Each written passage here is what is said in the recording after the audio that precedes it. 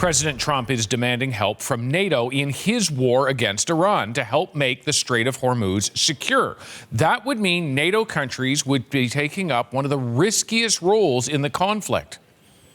We are demanding that these countries come in and protect their own territory because it is their territory.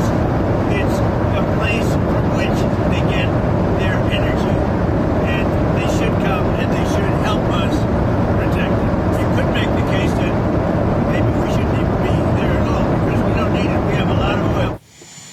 Trump's own top military and administration officials admit it's too soon for the U.S. Navy to protect energy shipments in the Strait. Iran is currently allowing its own vessels and oil tankers from key customers like China to move through the Strait safely. Attacks on shipping and energy infrastructure in the Gulf have the benchmark price for oil still above that critical $100 a barrel range. And the price you're paying at the gas pump, still 10 cents on average more a litre compared to last week. CBC News chief correspondent Adrian Arsenault is in Riyadh, Saudi Arabia, looking at Trump's call for help and a warning. He's put out a few signals here. In addition for help with clearing the strait, he also spoke with the Financial Times in what was described as an 8-minute phone call.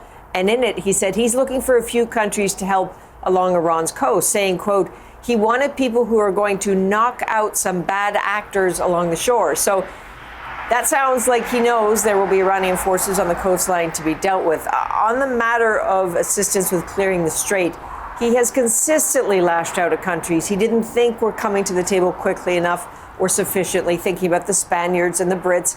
And here's more of what he said, anticipating his call for the ships would not be received well. And indeed, Japan, Britain and Australia are indicating they won't be participating at this point. He went on to say in a scrum on a very noisy Air Force One that it would be very bad for the future of NATO if the allies don't want to help. Have a listen. We're always there for NATO. We're helping them with Ukraine. There's many instruments, kind of notion in between us. It doesn't affect us, but we've helped them. It'd be interesting to see what country wouldn't help us with a very small endeavor, which is just keeping the strait open. So interesting language there if you caught it. This is the second time he's used a phrase like this to describe the war. First it was that the war was just a small excursion. Now it is a small endeavor. The reality is it's not that small when you look at the impact and the challenge of finishing what you started. The president has also said he really wants China to contribute to opening the strait, since about 90% of its oil goes through there, and that he might delay his trip to China if it doesn't happen. The thing is, Chinese ships don't have an issue going through the strait. Iran has been letting them through. It's let some Indian vessels through, and is saying now that countries that want to approach it and have a conversation, whatever that ends up looking like, can maybe go through the strait. And those, of course, Adrian, that don't could find themselves under fire, and that could include some of the very navies that the president is now calling upon to help out. Look, Adrian, last week we were talking about, we're hearing from the president, maybe this is going to end soon. Well, it doesn't seem like that at this point. No, it only feels like it's ramping up. So it's really interesting that the Iranian foreign minister said yesterday, nope, not talking with the United States, not interested. Iran will continue to fight. That was in response to Donald Trump saying he thought the Iranians wanted to talk, but he didn't like the conditions.